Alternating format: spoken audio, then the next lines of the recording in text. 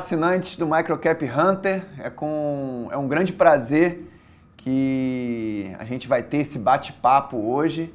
Tá? É uma honra trazer aqui César Paiva, sócio da Real Investor, uma asset localizada em Londrina, no Paraná, que vai contar para a gente sobre estratégia, construção de portfólio, como ele enxerga esse segmento de microcaps, de small caps, e o que ele gosta de ver em cada empresa. Então, o César está aqui para passar um pouquinho da experiência dele, da história dele e contar para vocês como ele garimpa essas microcaps, que é todo o nosso objetivo no Microcap Hunter. Muito obrigado pela presença, César. É um prazer mesmo contar com a sua disponibilidade, com a sua presença aqui. A gente já se conhece há um tempo, né? A gente se esbarra nas reuniões com empresas e em visitas às companhias que a gente está sempre estudando. Eu acho que a gente pode começar esse bate-papo contando um pouquinho da sua história, né? Como você chegou no mercado financeiro, como você de investidor hoje é um sócio de uma grande asset brasileira. Como foi essa trajetória? Conta um pouquinho pra gente. Bom, Max, primeiramente, muito obrigado a você e a Empíricos pelo convite. Eu fico muito, mas muito feliz em estar participando desse programa, de um tema que eu amo e eu acho que vai ajudar muitos investidores, né? Inclusive, você achou um nome mais bonito, né? Microcap Hunters, né? Eu falava que eu era um garimpeiro, né? Então, acho que ponto para você. Caçador, né? A gente está caçando as boas oportunidades. As oportunidades, perfeito. Os diamantes ainda que não foram lapidados, né? Isso aí. Bom, falando um pouquinho da minha trajetória, eu acho que lá no começo, eu não sei de onde surgiu o interesse, mas eu sempre gostei de juntar dinheiro, né? Desde criança. Então, era aquele menino que guardava o dinheiro do lanche da escola para aumentar o cofrinho, pedia no lugar de presente dinheiro para o vô, para o pai, então sempre gostei bastante. Então foi meio que natural sair do investimento dentro do porquinho para buscar alguns investimentos, né? No começo, investimentos mais simples, né? Fundos de renda fixa, CDB e etc.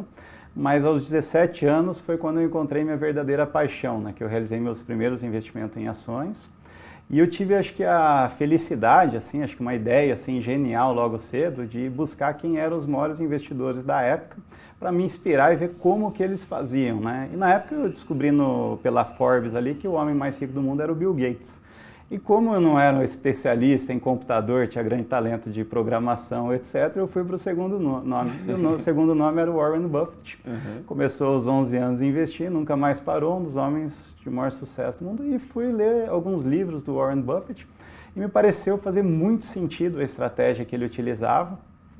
Eu sempre fui um cara assim, bastante racional, sempre gostei bastante de número e já adotei essa filosofia logo no início, né? E do Buffett, você sabe muito bem, inclusive parabéns pelo livro ali, pela seleção de gurus que você colocou no seu livro, eu sou fã de todos eles, inclusive o livro é muito bom. O seu, tá falando do livro Gurus, né? Enriqueça com Ações, que é um livro que a gente lançou no final do ano passado, né? E a gente fala sobre 10 gurus do mercado, né? Pessoas importantes do mercado de ações, grandes pensadores, bilionários, ou seja, pessoas que têm muito a nos ensinar, né? Em termos de estratégia e seleção de ações. E saindo do Buffett, a gente vai descobrindo vários desses outros, né? Você acaba caindo no Benjamin Graham, no Peter Lynch, no Howard Marks, no Charlie Munger. Então foi uma carreira de aprendizado que começou aos 17, hoje eu estou com 35 e a gente continua evoluindo e aprendendo, né? Nesse meio do caminho, quando eu realizei o primeiro investimento em ações, nunca mais parei, assim, essa foi minha paixão. Então desde então venho me desenvolvendo, tanto estudando empresas, praticando o investimento, etc., quando continuando me aperfeiçoando, lendo bons livros, etc. Logo na sequência eu consegui o meu primeiro emprego no mercado financeiro, num grande banco, trabalhando como escriturário. Foi o mais perto do mercado financeiro que eu cheguei em Londrina, Paraná, né? Em 2 anos, assim, foi uma experiência boa, assim, para amadurecer profissionalmente, mas foi meio frustrante que eu não ajudava os investidores, né? Eu tinha meta de vender capitalização, fundos de previdências caros, produtos que eu não acreditava, fora os empréstimos com taxas até abusivas, né? Pedi a conta do banco e vim para São Paulo. Fiquei 5 meses em São Paulo, consegui um estágio numa das 10 maiores corretoras da época, um estágio não remunerado. E nesse período também eu saí bastante frustrado com a atuação da corretora na época, que era muito voltada à compra e venda de ações para ganhar corretagem, né? O próprio nome. Pouca análise, pouco estudo, né? E pouco estudo, né? Então acabei me decepcionando com o banco e com a corretora. E eu amo Londrina, né? Uma cidade boa, 500 mil habitantes, a gente tem uma qualidade de vida, etc. Acabei voltando para Londrina. Atuei como agente autônomo de investimento até final de 2008. Foi um jeito de eu ficar próximo dos investimentos, porém eu acho que eu fui um dos piores agentes autônomos do mercado, no que tange geração de receita ou de corretagem. Porque alguém que é apaixonado, que passa 1, 2, 3 meses estudando uma única empresa, compra essa empresa visando assim o longo prazo, você acaba não gerando muita corretagem, né? Você não está alavancando, negociando opções, termo, etc. Você não conseguia se desvencilhar do seu objetivo, né? Sua essência. Tem um conflito de interesse, né, entre aquilo que eu acredito, né? E aí, motivado pela crise de 2008, eu estava vendo uma série de oportunidades, né? Eu acho que vale destacar, né, aquela questão comportamental do investidor, que é extremamente importante, né? Acho que o Buffett tem uma frasezinha que eu lembro dela o tempo todo, né? Seja medroso quando todo mundo for corajoso e corajoso quando todo mundo for medroso, né? E em 2008, o pânico era geral. E tinham muitas empresas sendo negociadas, em alguns casos, por menos do que elas tinham em caixa, né? Eu corri para abrir um clube de investimento e consegui, no dia 4 de dezembro de 2008, abrir o clube de investimento em ações Real Investor, que teve 3 cotistas iniciais, eu, meu pai e minha mãe. No começo, acho que é só o pai e a mãe que acreditam, a mãe nem tanto, mas nem os amigos, né? Mas, assim, logo depois, assim, várias pessoas que acompanhavam minha trajetória, amigos, clientes, assim, acabaram investindo no clube e ele foi um sucesso desde o começo, né? Esse clube cresceu, teve um belo de um resultado. Já em 2010, nós abrimos a Real Investor Gestão de Recursos, que passou a fazer gestão formalmente desse clube de investimento. Eu tenho um orgulho enorme de falar, foi a primeira gestora ali do interior do Paraná, e talvez hoje seja maior. Em 2011 mudaram as regras para clubes de investimentos, não podia ter mais que 50 cotistas, não podia divulgar performance. Então a gente fez a migração, a transformação desse clube num fundo. Então em fevereiro de 2012 nasceu o Real Investor FIA, que é o nosso fundo de ações, que é uma história que continua até hoje, né? Hoje, em 4 de dezembro de 2018, ele completou 10 anos, então a gente está com 10 anos e 3 meses de existência. Está com um retorno acumulado que me orgulha muito, assim, a cota começou em 1, está em 10,7, um ganho acumulado de 970%, num período que o Ibovespa deu 180% e o CDI deu 170%. Até lembrando, recentemente no Twitter estava tendo uma briga ali, né? Se era Ibovespa ou CDI, se era possível superar um ou outro. Eu acho que dá para superar e muito, né? E talvez as microcaps que a gente vai falar hoje seja uma das melhores alternativas para isso, né? Enfim, e hoje eu tenho 35 anos, tenho um time assim maravilhoso na Real Investor e esse é apenas o começo, né? Esse fundo hoje está com 295 milhões de reais, 1.100 investidores. A gestora como todo está com um patrimônio de 600 milhões e eu acho que a gente ainda está apenas no começo, né? Eu estou com 35 anos, pretendo fazer isso, inspirado ali no Buffett, no Munger ali, por mais 50, 60 anos pelo menos, né?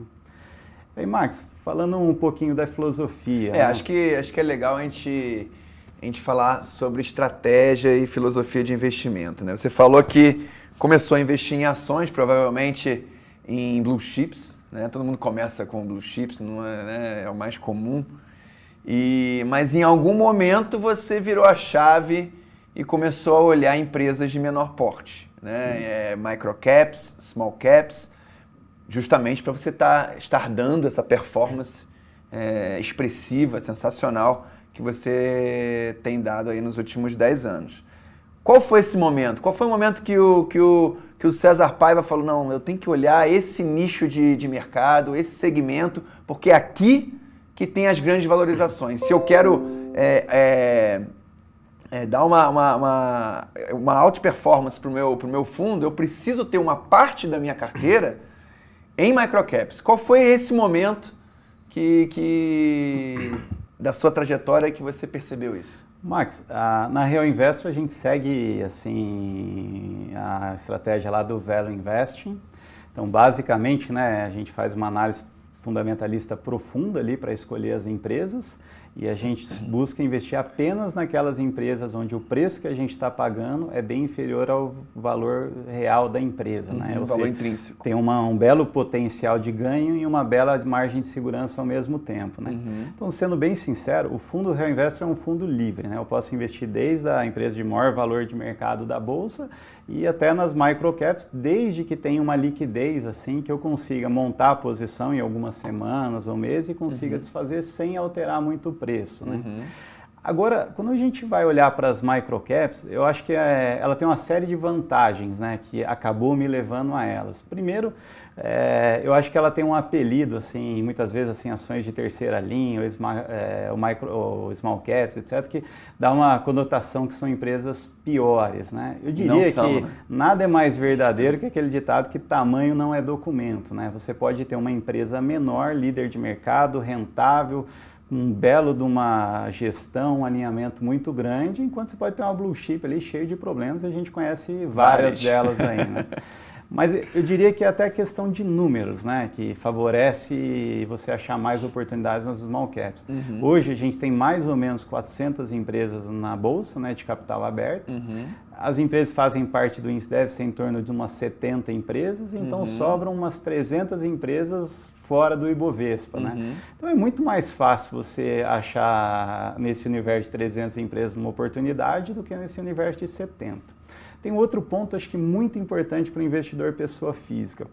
Muitos dos investidores institucionais, grandes, investidores estrangeiros, corretores, focam todos os esforços nas grandes empresas, porque elas são maiores, mais líquidas, rendem assim mais comissões quando você está comprando ou vendendo, tem mais pessoas interessadas e muita gente disposta a cobrir as small caps. Mais informação, né? A informação flui mais das grandes empresas, agora das pequenas E quando você tem mais informação, a chance de você encontrar uma empresa barata, mal precificada, é mais difícil. Então, quando você vai para o terreno das small caps, eu acho que vale muito também a análise do investidor, né? Você tem de tudo ali.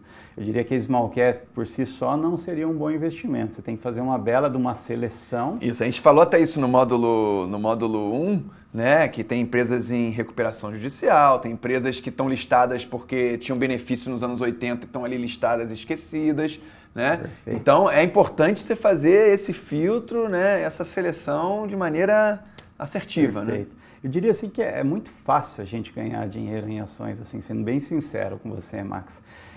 Basta você comprar boas empresas e pagar barato, né? O difícil é encontrá-las, né? Geralmente as boas empresas, assim, às vezes todo mundo sabe, está no preço, não é uma grande oportunidade e geralmente as empresas baratas estão baratas porque tem algum problema, não tem boas perspectivas. Então, boa parte do nosso trabalho, né, até desse curso que você está dando, é achar essas duas coisas juntas, né? Então, eu acho que nas small caps você tem muito mais oportunidades. Você comentou também, a gente teve um resultado muito diferenciado, né? Se a gente comprasse as mesmas empresas que estão no índice ou que a maioria dos investidores tem, a gente tenderia a ter um retorno medíocre, um retorno mediano, né? Então, a gente tem que se diferenciar um pouco, né? E uma das formas de diferenciar é procurar empresas que os outros ainda não olharam, né? A gente gosta muito na Real Investor assim, de beber água limpa, né? Outra coisa que me chama muita atenção nas small caps, se a gente olhar no passado, assim, tem vários estudos que provam que ao longo do tempo as small caps, assim, os índices de empresas small caps têm um desempenho de longo prazo muito melhor do que as empresas mais líquidas, né?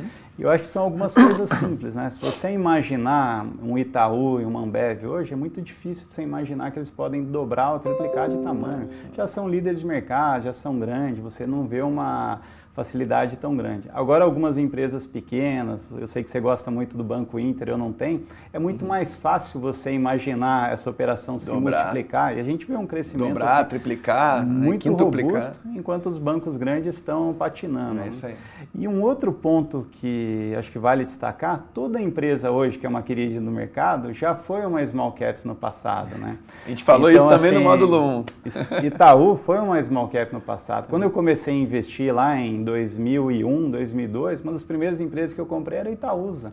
Era uma holding, não tinha tanta liquidez, tinha um baita de um desconto em relação a Itaú, e é uma empresa que eu tenho quase até hoje, assim, já aumentei posição, diminuí, etc.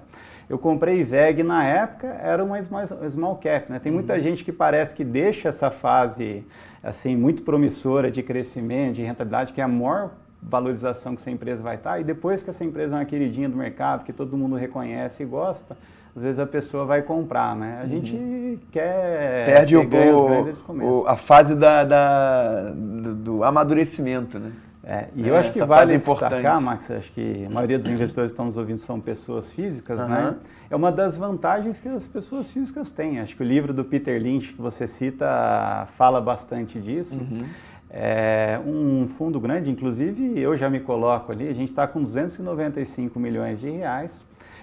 Para montar uma posição interessante, a gente olha uma posição de 10% da carteira, né? Então são quase 30 milhões de reais. Então tem algumas microcaps que infelizmente eu já estou deixando para vocês. Não que a gente não olhe ou não invista, mas tem que ter uma margem de segurança, uma convicção muito grande para que a gente consiga comprar essa empresa ali, porque se as coisas derem errado, a gente não é tão fácil mudar de ideia ou sair dessa posição. Claro. E eu acho que essa é uma das grandes vantagens do investidor pessoa física, né? Então eu acho que vocês têm que olhar cada vez mais, né? Ou seja, a pessoa física tem mais flexibilidade, né, para poder montar posições com ações menos líquidas, ou seja, do que grandes fundos, e não tem passivo, né? Você não tem que prestar conta para ninguém. Então você pode manter essa posição por um bom tempo, né, pro longo prazo. Então esse é um diferencial da pessoa física. Com certeza. Eu tenho até uma inveja hoje da pessoa física, né? Até questão de alinhamento com os investidores, hoje 80%, 90%, mais do que 90% que eu tenho está no fundo de investimento em ações Real Invest, para estar totalmente alinhado com os investidores, né? Eu moro de aluguel, tenho a participação majoritária na Real Invest, um carro, meu capital de giro, e o resto está no fundo. Mas uma pessoa física tem uma vantagem muito grande, né? De olhar para algumas empresas assim e poder comprar e sair com uma agilidade um pouco maior. Eu acho que tem alguns colegas que falam para mim assim com um ar de superioridade, eu só invisto em blue chips, né? Falo até com a boca cheia, né? Como se fosse um negócio fantástico, né? Eu falo, por quê? Porque tem mais liquidez. Eu falei, mas você precisa investir na Petrobras porque negocia 1 bilhão, assim, qual que é o tamanho da sua carteira? É 5 bi, 10 bi? Não, eu estou investindo 50 mil, 100 mil, 500 mil. Então, uma liquidez de 1 milhão de reais, 500 mil por dia, não é suficiente para que você consiga montar a posição em alguns dias, assim, e sair da posição. Isso não está adequado. É uma liquidez muito melhor do que um carro, do que um imóvel. Enfim, então acho que o investidor deveria aproveitar. Outra questão que eu vejo como uma oportunidade muito grande, mas se o investidor não fizer o dever de casa, pode ser um risco. Por a empresa ser menos líquida, às vezes a gente tem um investidor grande, institucional, eu vou até falar de um case mais na frente sobre isso, e que ele precisa sair, ele pode machucar muito o preço, assim, ter uma oscilação bem grande e negativa, né? Porém, se a gente estudar e entender o que está acontecendo, talvez seja uma oportunidade de ouro de aumentar uma posição num preço, assim, muito baixo, né? Atrativo. Só para ter uma ideia, né, acho que no finalzinho de 2014, mais ou menos, a gente montou uma posição grande em Time for Fun, que você tem na carteira. A empresa tinha acabado de divulgar, acho que em 2014, o pior resultado da história, que era basicamente um resultado do Cirque du Soleil, que prejudicou em 100 milhões de reais o resultado, só que esse contrato ia acabar em 2014 e 2015, 16, 17, o resultado ia ser outro, né? E tinha duas gestoras grandes que estavam vendendo toda a posição a qualquer preço, né? Então a gente identificou quem eram as gestoras que estavam vendendo e ficamos acompanhando, assim, eu diria como se fosse talvez não seja tão adequado, mas como se fosse um urubu rodando a carniça ali. E quando chegou o finalzinho do lote, a gente montou uma posição bem grande, a mais ou menos R$ 2,20, R$ 2,40. E logo depois, um mês depois, a gente divulgou que a gente descobriu que o próprio controlador, né, o Fernando Altério, comprou quase 5 ou 8% da empresa também naquele momento, né? Então costuma ter algumas oportunidades de ouro, mas você tem que estar acompanhando, antenado, para você aproveitar, né? E talvez esse momento aí valha um pouquinho do psicológico, né? Não é fácil, às vezes, você começar a comprar uma empresa a 4, 3 reais e dobrar a posição a 2, né? Você já está sofrendo um pouquinho, né? Mas se a empresa era boa e você fez uma boa análise e nada mudou e de 3 agora ela está 2, talvez, dentro do perfil de risco de cada um, etc., talvez é o momento de aumentar a posição. Né? Às vezes a ação foi de 4 para 2 justamente porque um fundo grande que tinha posição precisou resgatar e precisava vender aquelas ações. Isso aconteceu, por exemplo, com o Lopes. Né? A gente acompanhou isso. Um grande fundo tinha 10% da ação e precisou vender por algum motivo e foi somente uma correção técnica, não tem nada a ver com fundamento. Né? Isso geralmente acontece e são nesses momentos que acontecem as melhores oportunidades, que surgem as melhores oportunidades. Então, para isso, você tem que estar atento também. Isso acontece muito com microcaps, com small caps. Né? Perfeito. Entender muito bem quem são os acionistas. Né? Hoje, se você pesquisar um pouquinho, todos os acionistas relevantes fazem parte do acordo de acionistas, aqueles que têm mais que 5% têm que divulgar publicar a sua posição, né? E quando ele reduz também, né? Então isso dá uma informação assim bem importante para saber quem está entrando, quem está saindo. E eu acho que a gente tem que sempre olhar no sentido de tirar proveito, né? Eu acho que tem gente que não gosta às vezes da volatilidade do mercado de ações porque os preços oscilam bastante, mas se você souber tirar proveito, isso é uma grande oportunidade, né? Eu recomendo muito o livro do Investidor Inteligente, que ele tem um capítulo dedicado ao senhor mercado, né? Do Benjamin Graham. Que ele fala que assim, o senhor mercado é um maníaco, um sujeito maníaco depressivo, meio bipolar, que é todas as pessoas que negociam as ações, né? Ele deu esse apelido bonito aí de senhor mercado, e em alguns momentos ele está extremamente deprimido, ele acha que o mundo vai acabar. Quando a gente estava abrindo o clube de investimento no final de 2008, eles achavam que o Brasil tinha virado a Venezuela, não tinha mais oportunidade nenhuma, né? Naquele momento, a gente comprou as ações da Ezetec, tinha um valor de mercado em torno de 250 milhões de reais. Ela tinha um caixa líquido de 200 milhões de reais e ela tinha captado em 2007 525 milhões por 1/3 da empresa. Então a empresa tinha sido avaliada em 1,5 bilhão. Um ano depois, ela estava sendo negociada a 250 milhões de reais por conta da crise lá fora, porque tinha no floating dela, né, as ações que não estão na mão do controlador, 30% estava na mão dos investidores, desses 30%, mais ou menos 90%, 80% na mão dos estrangeiros, que eram os grandes investidores da época. Né? Que precisaram vender a qualquer preço. Na Ezetec até foi uma historinha até interessante, que a gente descobriu que tinha um fundo que tinha 10% do capital da Ezetec e mais ou menos 1/3 do free float. Chamava Gaviões LLC. A gente foi pesquisar, descobriu que esse era um fundo de uma gestora que chamava... agora deu um branco do nome, mas foi uma dos bancos que quebraram lá na crise. E imagina, o investidor tinha participação num fundo e o banco que geria esse fundo quebrou, né? Os caras venderam tudo a qualquer preço, né? Então você imagina 1/3 das ações do mercado sendo vendido em 2, 3 meses, né? E nesse momento foi interessante, o preço não fazia sentido nenhum, basicamente o valor do caixa.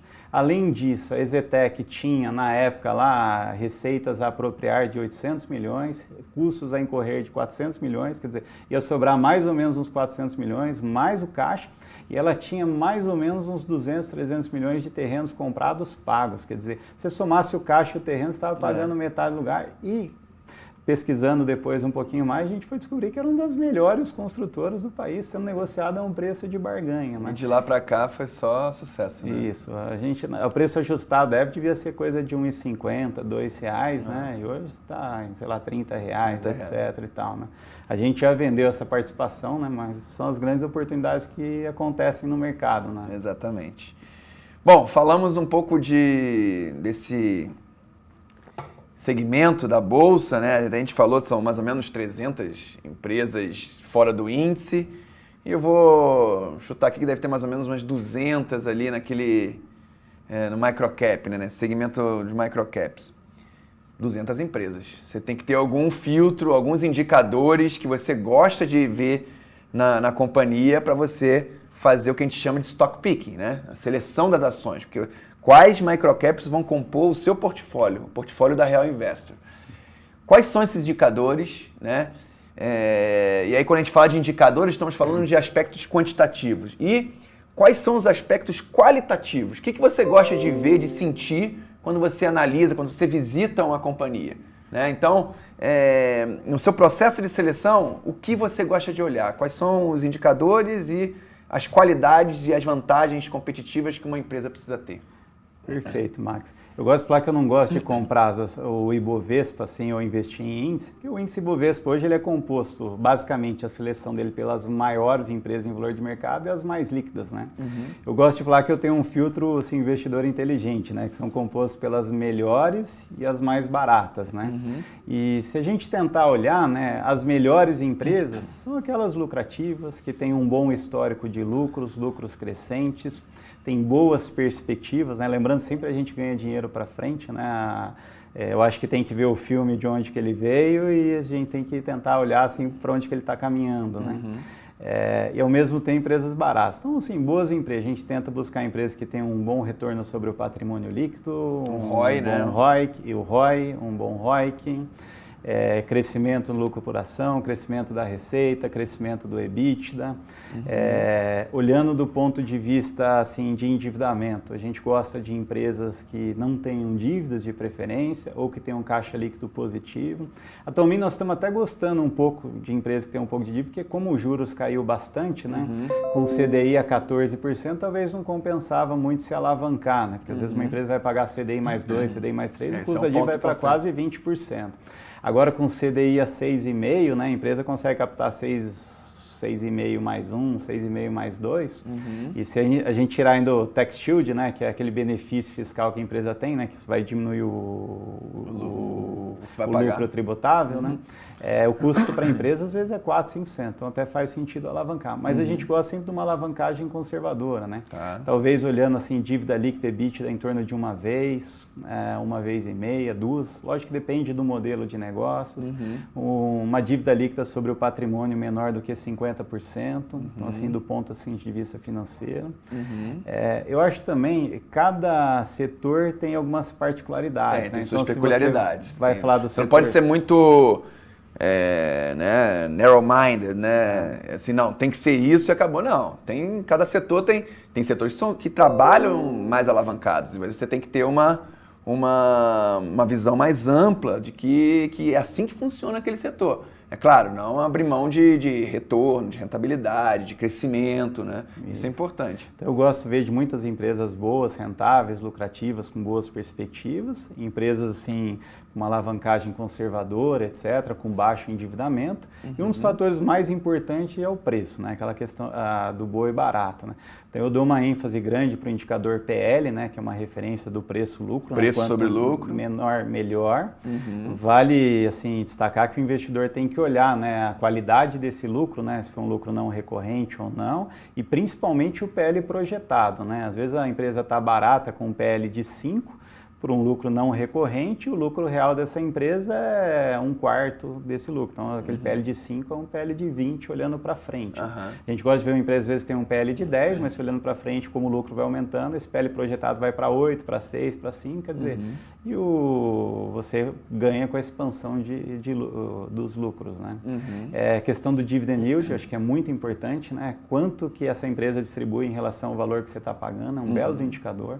Você já filtra um monte de assim, empresas boas, porque para a empresa pagar dividendo tem que ser lucrativo, tem que estar sobrando dinheiro. E se tem um dividend yield interessante em relação ao preço que está pagando, quer dizer que a ação não está cara, né? Cara. E se você estudar e ver que tem boas perspectivas, é um preço que é um indicador que a gente gosta bastante. Enfim, preço sobre valor patrimonial também, de preferência pagar um ágio menor em relação ao patrimônio. Lógico, se a empresa é muito boa, muito rentável, tem boas perspectivas, você está disposto a pagar um ágio, né? mas se você conseguir pagar o menor ágio possível, tende a ser um bom negócio, né? Acho que o múltiplo EV/EBITDA também é uma boa linha para olhar, né? Tira alguns não recorrentes. Enfim, eu diria que quando a gente vai fazer uma análise na Real Invest é meio que um mosaico, né? Você vai montando um quebra-cabeça, é importante que várias dessas pecinhas aí sejam atrativos. Sejam atrativos, né? E olhando um pouquinho para a questão da qualidade, né? A gente brinca na Real Invest, a gente tem um belo de um screening com várias dessas características, surgem alguns nomes que, infelizmente, não dá para olhar para as 400 empresas. Então, a gente tenta selecionar alguns nomes, aí a gente passa para uma análise qualitativa. Vamos tentar entrar no site, vamos ler um pouquinho sobre a empresa, vamos tentar fazer um call, vamos ver a transparência das informações, vamos ver conference call. E nesse meio do caminho a gente vai entendendo se é uma empresa assim, que respeita o acionista, que tem uma boa governança, uma comunicação assim, transparente assim, e honesta.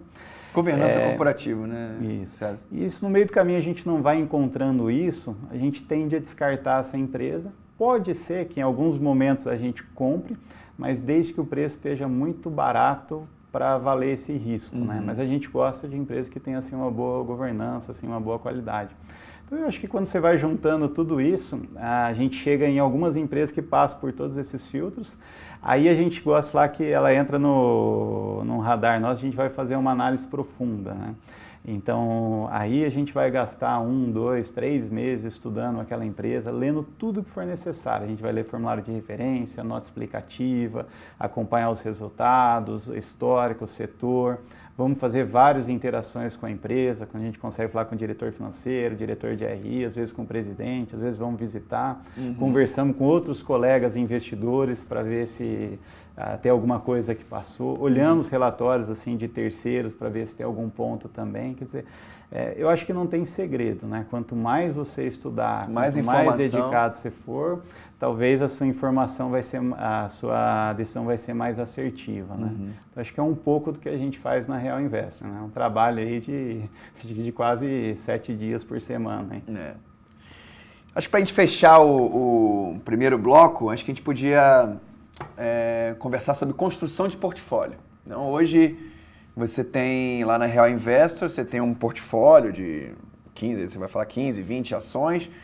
Como é que você pensa esse portfólio? Muitos dos nossos assinantes já têm ações, né? Já tem a sua carteira e vai querer incluir as microcaps nessa carteira, né? Como você enxerga as microcaps dentro do seu portfólio? Até quanto da sua carteira você acha que é interessante, prudente você ter de microcaps, você ter de small caps? Como é que você enxerga isso? Max, nesse ponto eu sou um pouco metido, né? Eu falo que eu tenho uma holding de participações com negócios em vários segmentos, né? Eu gosto muito da gente pensar, cada vez mais nós somos sócios de empresa, né? Sejam elas, microcaps, etc. Então, lá dentro da Real Investor, a gente não acredita que é adequado ter uma concentração excessiva, colocar 50% numa única empresa. Se a gente tiver errado, tem coisas que a gente não tem como prever o futuro, e a empresa cair 50%, a gente vai perder 25% do nosso patrimônio, né? Então, eu acho que é uma concentração excessiva. No outro extremo, eu também não gosto de ter uma diversificação excessiva. A gente vê vários fundos de bancos, principalmente com 40, 50 empresas. Eu gosto de argumentar que esse gestor ele nem sabe o nome das 50 empresas que ele tem. Nem o nome, quanto menos acompanhar. Você sabe muito bem que você está sempre lendo o release, visitando a empresa, é humanamente impossível. Um númerozinho que eu gosto é em torno de 10 a 15 empresas. Em alguns momentos, se eu tiver uma convicção muito grande numa determinada empresa, e você é muito sentido, eu posso ter uma posição de 10, 15, até 20% numa única empresa, às vezes até 30% no único setor, né? Eu acho que você tem que olhar como você está diversificando os riscos. Não adianta comprar 6 empresas diferentes, mas todos os bancos, do mesmo setor, depois vem o Paulo Guedes e cria uma série de medidas que fica muito ruim para o setor, né? Então eu gosto, assim, dentro dessa minha holding, tem empresas do agronegócio, ter construtoras, ter bancos, tem empresas de energia elétrica, empresas de consumo. Não necessariamente eu gosto de pensar por setores, né, que são bons ou não, porque depende do que você encontra dentro daquele setor. Né? Às vezes o setor pode estar passando por um mau momento, assim, sei lá, o setor de construção civil nos últimos anos, mas ao mesmo tempo você encontra empresas num preço assim, muito atrativo. Convidativos. Né? E eu acho que você tem um bom balanceamento assim da diversificação, independente do mercado. Às vezes você tem um ano assim desfavorável, às vezes você tem algumas exportadoras que compensam um pouquinho esse ano, algumas empresas de utilities que têm uma receita mais recorrente atrelada à inflação. E às vezes você tem anos assim, às vezes muito bons, muito favoráveis, você tem algumas empresas assim, às vezes que capturam melhor esse crescimento, né? Como o nosso trabalho é um trabalho de muito longo prazo, a gente prefere dar um passo de cada vez, um passo firme, mas do que correr o risco de ser muito arrojado, colocar tudo numa empresa e alavancar e ter um bom ano, um mau ano e a gente tropeçar, né? O Fundo Real Invest, nesses 10 anos, a gente conseguiu uma taxa interna, um CAGR, né, um ganho médio anual composto, de 26% ao ano, né? Inclusive, esse é um númerozinho mágico para o investidor, né? Eu gosto desses atalhos, às vezes, mental. Se você ganhar 7,2% ao ano composto, em 10 anos você dobra o seu capital. Se você ganhar 15% composto ao ano, em 10 anos você multiplica por 4. E se você conseguir 26, em 10 anos você multiplica por 10. Se você conseguir 26% ao ano durante mais 10 anos, esse 10 vira 100, né? Então esse é um númerozinho mágico para mim, assim, para os investidores, né? E mostra a importância do tempo, né? Em 10, 20 anos, que nem às vezes o investidor fala, nossa, a cota saiu de 1, está em 10,7, que retorno extraordinário. Mas foi um ganho de 26% ao ano, assim, é uma coisa que dá para conseguir, não é fácil, a gente não tem como prometer, a gente sempre promete, a gente vai estar fazendo o nosso melhor, mas isso no longo prazo faz milagres, né? A gente vê a história do Buffett, né? Ele começou com muito pouco dinheiro, e ele teve um ganho médio anualizado aí de 19, 20% ao ano em dólar durante 55, 60 anos, né? Então a gente olha muito para isso e uma boa construção de um portfólio, eu acho que é um ponto assim muito forte assim para o investidor passar para os mercados assim ruins que inevitavelmente todo mundo vai passar. A gente brinca lá no interior, lá tem o mercado das vacas gordas, das vacas magras, né? A gente tem que estar preparado para os dois. Para os dois, sempre, né? Bom, antes da gente finalizar esse bloco, me veio aqui uma pergunta. Quanto tempo você acha que é interessante você investir numa microcap, em média? Quando você achei uma microcap interessante, em média, quanto você fica investido? E para a gente fechar esse bloco, o Buffett brasileiro. De onde veio essa ideia do Buffett brasileiro? Que, só para explicar, o César Paiva é conhecido como Buffett brasileiro. Ele vai explicar de onde surgiu essa expressão. Bom, falando um pouquinho do Buffett brasileiro, né? Acho que longe de mim me comparar, assim, meu ídolo, né? Eu tenho, acho que, muito chão ainda, né? Mas eu brinco, se eu for um fracassado, né? Um seguidor do Buffett fracassado e conseguir 1% do que ele conseguiu, acho que eu sou um fracassado, assim, muito feliz, né? Mas essa história surgiu, acho que teve uma matéria que saiu no Infomoney lá, o Oráculo de Londrina, né? Eu fiz uma palestra e falei muito da minha inspiração no Buffett, que ele está numa cidade de Omaha, fora do eixo ali, no caso nosso aqui, Rio-São Paulo. É uma cidadezinha de 500 mil habitantes. Londrina também tem mais ou menos 500 mil habitantes, fica no interior. Ele não tem tanto essas distrações aqui que a gente tem em São Paulo, de dica, etc. É um cara que senta a bunda na cadeira e vai fazer o dever de casa. E isso me motivou a abrir a Real Investor, né? Inspirado nessa história, né? E nunca escondi de ninguém. Eu sou fã dele, assim. E, enfim, aí alguns investidores, colegas, soltaram essa manchete, depois colocaram no Twitter, né? Eu achei bacana o reconhecimento, etc. Mas a gente tem que ter humildade, assim, que a gente está apenas no começo, né? Claro. Mas, enfim, ele é meu ídolo hoje. Você tinha perguntado da questão sobre do prazo, né? Eu acho que não tem uma fórmula mágica, né? Eu acho que o investidor, ele tenta um caminho mais simples, né? É PL, é dividend yield, é comprar, sentar em cima e largar. Eu acho que não. A gente tem que ser assim, bastante racional, cada caso é um caso, né?